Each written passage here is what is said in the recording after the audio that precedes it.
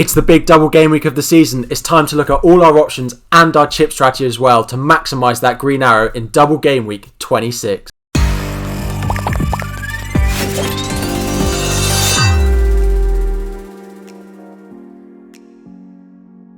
So, what we're going to do today is this is going to be the complete guide to double game week 26. We're going to have a look at the game week schedules for game week 26 and afterwards, the best and worst fixture swings, so which players we should look and which teams we should look to target, the key players to own for each of the teams with a double game week, and then at the end we'll have a look at which chips to play, your bench boost if you've got it, your triple captain, your free hit, your wild card. If you've got them all left, what chips you should be playing in game week 26. So, let's get straight into it. You may have seen this spreadsheet from Ben Crellin over on Twitter. If you don't, make sure to go and follow him. The link will be in the description down below. So what this does is we can see in the yellow the double game weeks for game week 26, as well as a couple of double game weeks for game week 27 and potentially into game week 28. It is those game week 26 doubles that we're going to be focusing on. We've got Aston Villa, Burnley, Chelsea, Crystal Palace, Everton, Fulham, Leicester, Liverpool, Man City, Man United, Sheffield United, Tottenham, West Brom and Wolves. So many teams with a double game week. We'll be looking at their fixtures and the key players to own.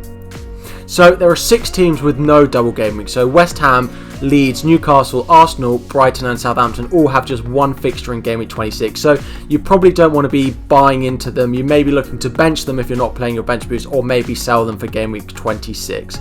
But all of these teams, so these 14 teams that we've got on the right hand side, all have a double game week. So Tottenham, Wolves, Manchester United and all of those teams below all have a double game week. We're going to go through each of them individually, have a look at who've got good fixtures, who's got bad fixtures, and what we should be doing in turn and who we should be investing in. So those are the single game week and the double game week fixtures there. So what we're going to do, you've got on the left hand side, you've got all the teams ranked from best fixtures to worst fixtures. We're going to start off the teams with the best fixtures in Tottenham and go all the way through to the teams with the worst double game week fixtures in Chelsea at the bottom.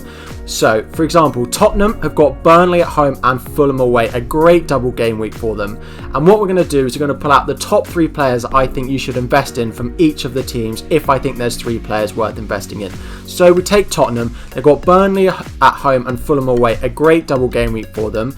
Kane, Son and Reguilon are the 3 players that I really like. Kane and Son, of course, are the key attacking players, but Reguilon coming back from injury, playing at left back or left wing back, he offers potential clean sheets in these 2 fixtures, but also an attacking threat, getting up that left side for Tottenham. So those are the 3 players for Tottenham that I'd look at. Next up we have Everton, who have a double game week of Southampton at home and West Brom away. Actually a really nice double game week, both from a potentially defensive and an offensive point of view. So in terms of the players that I'm looking at, we've got Luca Dean, who's played at left wing back, sort of that left mid role in the past couple of games. If he continues that, I think he's a great option. He is quite expensive at just over 6 million, but he's got potential for returns. The main attacking threat is Calvert-Lewin. He's come back from injury now. I expect him to get some good returns in these 2 matches. And then the third one I've gone for, it could have been Richarlison, but I've gone with Rodriguez in the midfield to give you a bit of a price and position differential there. So Rodriguez, he can create chances. Just make sure he's okay and not injured before buying into him. And then the other one that I was potentially going for was Richarlison. But those are the top 3 Everton players that I would look at. Next up, we've got Manchester City. So Manchester City have West Ham at home and Wolves away. A great double game week for them. Again, feels potentially from a defensive point of view for Manchester City. So with that, I've got the top 3 players. I've got Gundogan, who's returned from injury. He's fine to play against Arsenal today.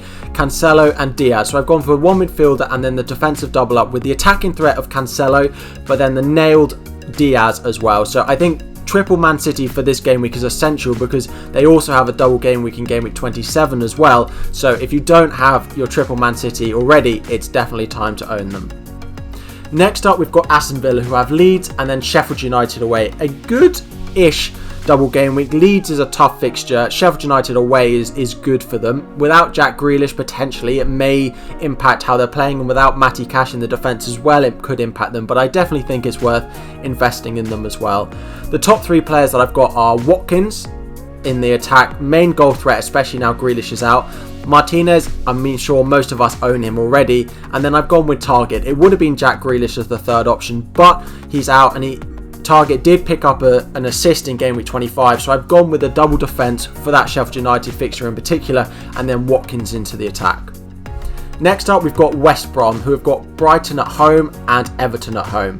So I've gone with them, and their top 3 players to own are Diagne, so their striker who's come in very cheap in FPL with a good double game week with 2 home fixtures.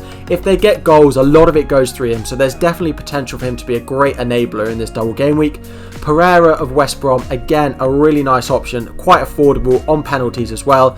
And then I don't love the defensive aspect of West Brom, but I've gone with Johnson because he makes a lot of saves. He's definitely the best defensive asset for them, so I've gone with Johnson as my third and final West Brom player. If you're looking for a sort of a bench boost goalkeeper who you don't really need for the rest of the season, I think Johnson is a really good option in particular.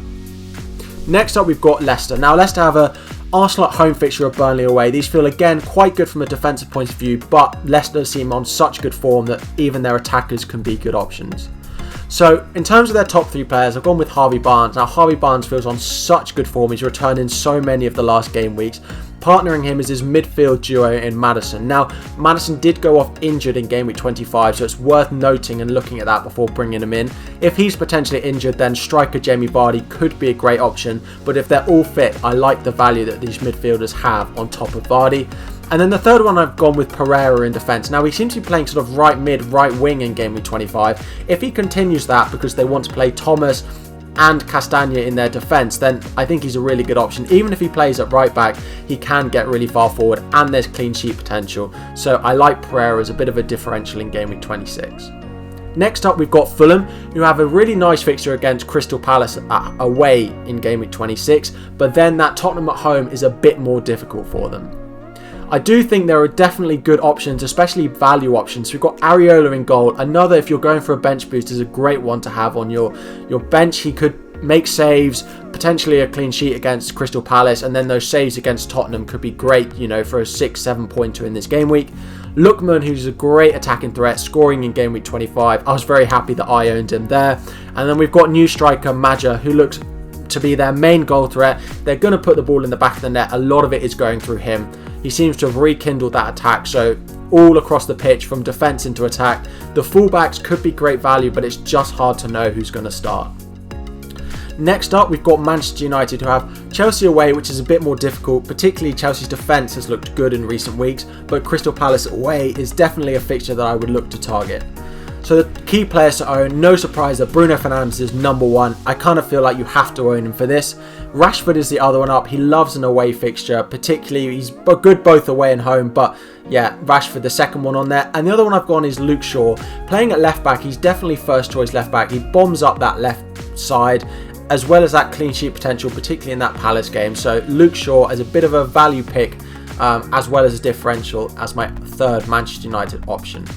Next up, we've got Liverpool, who again have a really nice fixture against Sheffield United, which they'll hope can turn their form around, and then Chelsea as well as the second match. The top 3 players that I've gone for, so Salah does feel like their main goal threat. Trent, if they're going to keep a clean sheet, he also has that attacking assist potential for them, although they haven't looked great defensively. But Sheffield United, whoever they're playing, there's always clean sheet potential there.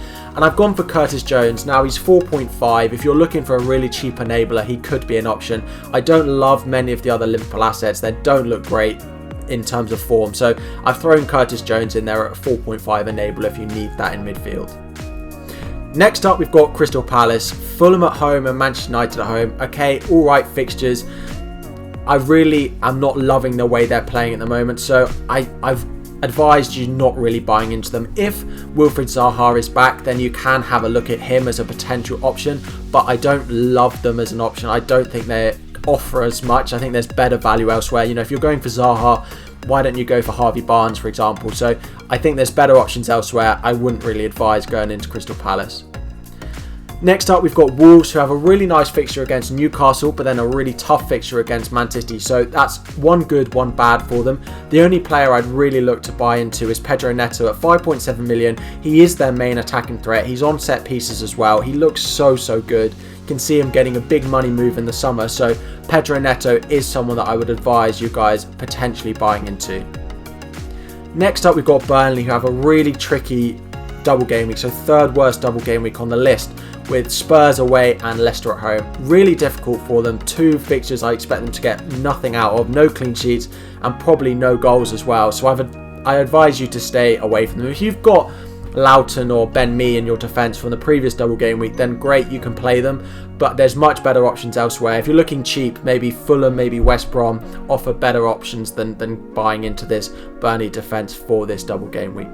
So second to last, we've got Sheffield United. Now, I'm not going to dwell on them. They've got Liverpool at home, Aston Villa at home. 2 home fixtures is okay, but we don't know who's quite going to start up front, and I don't expect them to get many points out of these games. They look like they were getting a bit of their form back, but it's dwindled again. So there's much better value elsewhere. I don't think any of you will really be thinking about investing in Sheffield United.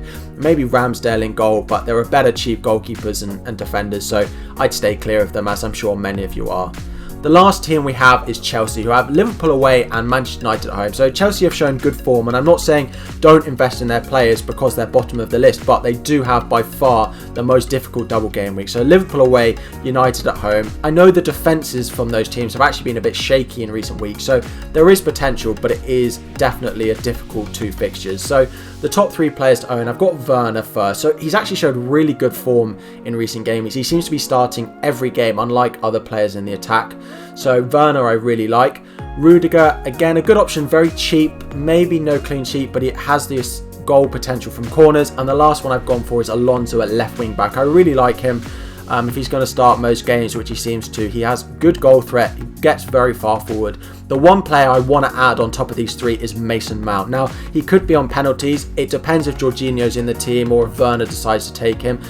Just because he took one in game week 25 doesn't mean I think he'll take them every week, but Mason Mount has great goal threat at the moment. He's on corners and set pieces as well when Ziyech and the likes of that aren't playing, so he is a really good option as well in that midfield. So those are the 14 teams who have a double game week, the players that I would go into buying from each of them. Feel free to go back and look at who I invested in, but those are the top 16 teams. In terms of the double game week 26 chip strategy, so triple captain, TC and bench boost are the 2 that I'd look to play. I'd really advise playing one of them in this game week. If you've got both, make a decision depending on how strong your bench is, but there won't be that many more double game weeks left in this season to play your chip. So if you're not playing your bench boost, then play your triple captain. I really would advise playing playing one of your chips in this double game week. Whatever it is, I wouldn't look to save them. If your bench isn't strong enough, then play your triple captain, because there are some good teams like Harry Kane in particular will be very highly triple captained. Maybe go for Bruno Fernandes and target that Crystal Palace fixture, but I really would advise playing a chip in this double game week. So just to summarise where we started off, this is the double game week schedule. Ben Krellin over on Twitter, make sure to go and follow him. Link will be in the description down below. The guru of double game weeks, but this is what we've got. Game week 26, it is worth considering that Manchester City have a double game week in game week 27 as well. So as I said, if you don't own triple Man City for this game week, make sure you go and do so now so that you can have them for those games in game week 27 as well. But that is my complete guide to the 14 teams who have a double game week in game week 26. I hope you've enjoyed. If you have and found it useful, drop a like on the video and subscribe as well. Turn on notifications for future videos. All of that would really help. But yeah, I hope you found it useful, and I will see you all next time.